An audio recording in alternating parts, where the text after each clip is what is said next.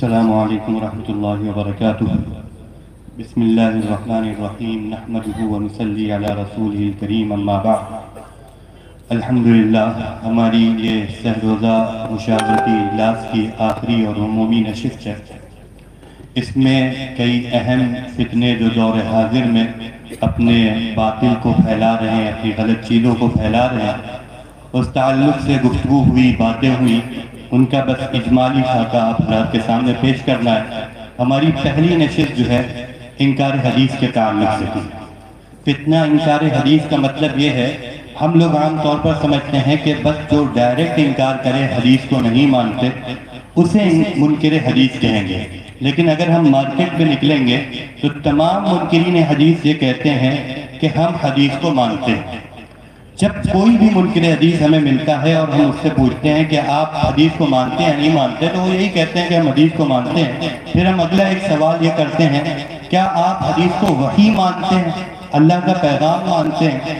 تو ظاہر ہے اس کا جواب ہم کے ہاں نہ میں ہوتا ہے۔ منکرین حدیث جو رسول اللہ صلی اللہ علیہ وسلم کی بات کے ماننے کا دعویٰ کرتے ہیں، وہ اس طرح کرتے ہیں کہ جیسے آدمی کو اپنے باپ کی ماننا ضروری ہے، ایک حاکم کی ماننا ضروری ہے، ایک پیر کی ماننا ضروری ہے، ایسے ہی وہ رسول اللہ صلی اللہ علیہ وسلم کو ایک انسانی عظیم فرد گردانتے ہیں اور یہ کہتے ہیں حضور کی بات ماننا چاہیے، لیکن اس حیثیت سے نہیں ماننا چاہیے کہ وہ رسول اللہ صلی اللہ علیہ وسلم اللہ کی طرف سے بولتے ہیں۔ ایسے لوگوں کو ہم منکر حدیث کہتے ہیں۔ اگر کوئی شخص حضور کی بات کو مان بھی رہا ہے لیکن اس بات کو اللہ کی طرف سے نہیں مان رہا ہے تو وہ منکر حدیث ہے۔ قرآن میں اللہ تعالیٰ کہتا ہے وَمَا يَنطِقُ عَنِ الْهَوَىٰ إِنْ هُوَ إِلَّا وَحْيٌ يُوحَىٰ، حضور اپنی خواہش سے کچھ نہیں بولتے، سب کچھ بولتے ہیں، وہ اللہ کی طرف سے بولتے ہیں۔ ایسے لوگ جو منکر حدیث ہیں وہ دائرہ اسلام سے خارج ہیں۔ ایک ان کی پہچان وہاں بھی بتائی گئی تھی، یہاں بھی بتائی جا رہی ہے کہ ہم کیسے پہچانیں کون منکر حدیث ہے۔ جو لوگ عام طور پر زیادہ قرآن کی رٹ لگاتے ہیں یا دعویٰ کرتے ہیں، ہو سکتا ہے مخلص ہو وہ، لیکن ایسے لوگ بہرحال مشکوک ہو جاتے ہیں، ان کے اوپر نگاہ رکھنی چاہیے۔ یا وہ لوگ جو کالج میں پڑھتے ہیں یا پڑھاتے ہیں اور اردو ادب کا ذوق رکھتے ہیں، ایسے لوگ بھی عام طور پر انکار حدیث کی طرف ملوث ہو جاتے ہیں۔ مفتی عبدالرشید صاحب نے بھی کہا، میں بھی کہتا ہوں، یہ فتنہ عالمی فتنہ ہے، لیکن ہم لوگوں کی توجہ اس فتنے کی طرف اتنی نہیں ہے جتنی دیگر فتنوں کی طرف ہے۔ حتیٰ کہ ایسا ہوا کہ انکار حدیث پر جب کارگزاریاں مانگی جا رہی تھی تو ہمارے پاس کارگزاریاں پیش کرنے کے لیے افراد نہیں تھے، باقی فتنوں پہ اتنے افراد تھے کہ ہم ان کو بلا نہیں سکتے۔ تو ہم جو مہمانان کرام ہمارے یہاں پر آئے ہیں ان سے درخواست کرتے ہیں، جہاں آپ قادیانیت پہ محنت کرتے ہیں، شکیلیت پہ محنت کرتے ہیں، وہاں آپ انکار حدیث کو بھی اپنا موضوع بنائیں۔ دوسرا فتنہ انجینئر محمد علی مرزا کا فتنہ۔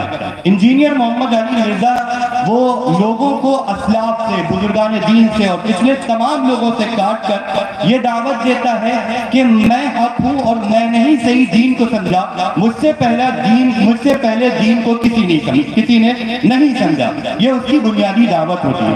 اس دعوت میں وہ کہتا ہے ہم وہی مانیں گے جو قرآن اور صحیح حدیث میں ہوگا۔ جو دعوت پہلے غیر مقلدیت کی تھی، وہ دعوت انجینئر محمد علی مرزا کی ہے۔ اور پھر اس کے ساتھ ساتھ وہ حضرت امیر معاویہ رضی اللہ تعالیٰ عنہ اور اس کے ساتھ ساتھ بہت سے صحابہ کرام رضی اللہ عنہ اجمعین پر بیجا اعتراضات کرتے ہیں۔ اس فتنے کے تعلق سے ہمیں سد باب کیسے کرنا ہے، خاتمہ کیسے کرنا ہے، نوجوانوں کے ہم جوڑ کریں اور عظمت صحابہ اور صحابہ کرام رضی اللہ تعالیٰ عنہ اجمعین کے موضوع کے تعلق سے اپنے نوجوانوں کو اتنا حساس بنا دیں اور اتنی عظمت صحابہ کی دلوں میں بیٹھا دیں کہ کوئی شخص صحابہ کرام کے خلاف کوئی بات سننے کے لیے تیاری نہیں۔ بہتر کیسی غیرت ہوتی ہے کہ وہ شخص صحابہ کرام کے خلاف بول بھی رہا ہے اور پھر بھی ہمارے نوجوان اس کو سن رہے ہیں۔ صحابہ کرام رضی اللہ عنہ اجمعین اور اہل بیت رضی اللہ عنہ اجمعین کے تعلق سے اگر ہم امت کو حساس بنا دیں گے تو انشاءاللہ اس فتنے کا خاتمہ ہو جائے گا۔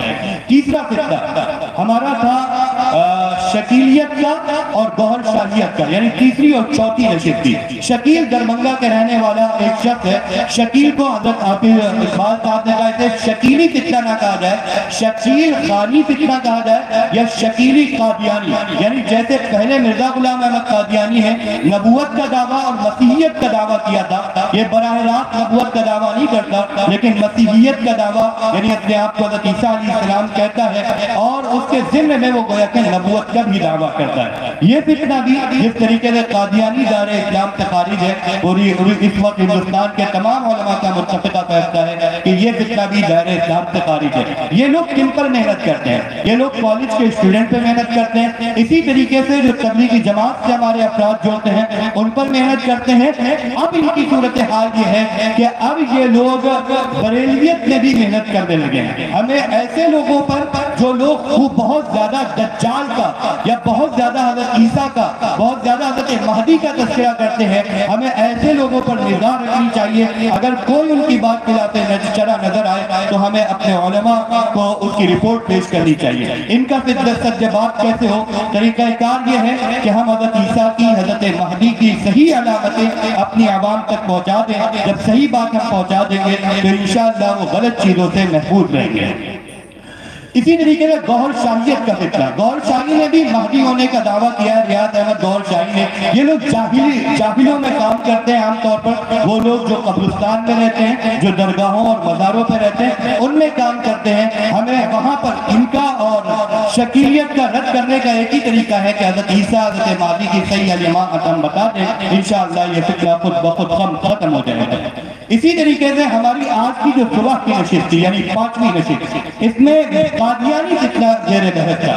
مرزا غلام احمد قادیانی اس نے نبوت کا دعویٰ کیا تھا، اس کے ماننے والے ہمارے یہاں بڑی تعداد میں موجود ہیں ہندوستان میں، اور ہمارے کانپور میں بھی موجود ہے۔ ابھی بعض علاقوں کی ایسی صورتحال آئی کہ کانپور سے ملے ہوئے بعض گاؤں ہیں، وہاں پر بھی قادیانی حضرات پہنچ چکے ہیں اور اپنا مرداڑا قائم کر چکے ہیں۔ یہ فتنہ کیا کرتا ہے؟ قادیانیوں کی جو موجودہ صورتحال دلائل ارے دلائل سے بھی کم جاتا ہے، لیکن ابھی تک جو مجھے نظر آیا ہے قادیانیت کا زمینی سطح پر طریقہ کار کیا ہے، وہ یہ ہے کہ قادیانی ملی کاموں کے ذریعے، رفائی کاموں کے ذریعے، ہمدردی کے ذریعے لوگوں تک پہنچتے ہیں۔ ہمارے چامن گنج میں ایسے قادیانی ہیں کہ اگر ان کو رات کے 12 بجے بھی فون کیا جائے اور ان سے کہا جائے کہ میرے یہاں کوئی مریض ہے اس کو ہاسپٹل لے جانا ہے، وہ اپنی گاڑی کھڑی کر دیں گے۔ اسی طریقے سے یہ لوگ گاؤں گاؤں جاتے ہیں اور گاؤں میں خدمت کے ذریعے ہمدردی گویا کہ اپنی جتاتے ہیں، دکھاتے ہیں اور لوگوں کے اندر اپنا تاثر چھوڑ دیتے ہیں۔ جب کوئی شخص اپنا تاثر چھوڑ دے گا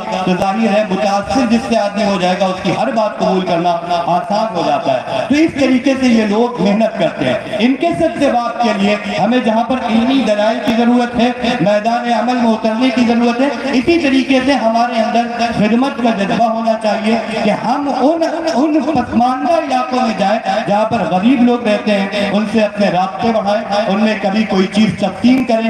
اس طرح سے اگر ہم کام کریں گے تو انشاءاللہ اس فتنے کا بھی خاتمہ ہو جائے گا۔ یہ میں نے مختصراً بتایا کہ ان 5 دنوں میں کیا ہوا۔ ان 5 دنوں میں ان فتنوں کو زیر بحث لایا گیا اور ہمارے مختلف علماء کرام جو مختلف صوبوں سے تشریف لائے تھے انہوں نے اپنی کارگزاریاں پیش کری۔ ہم یہی امید کرتے ہیں ہم جو تمام حضرات یہاں پر آئے ہیں وہ یہاں سے عدل لے کر جائیں گے کہ انشاءاللہ اب ہم اپنی زندگی کو حضرت محمد الرسول اللہ صلی اللہ علیہ وسلم کی ناموس پہ قربان کریں گے اور حضور صلی اللہ علیہ وسلم کی رسالت اور ختم نبوت کے تحفظ کے لیے اپنے جان، اپنے مال، اپنے وقت کو خرچ کریں گے انشاءاللہ تعالی۔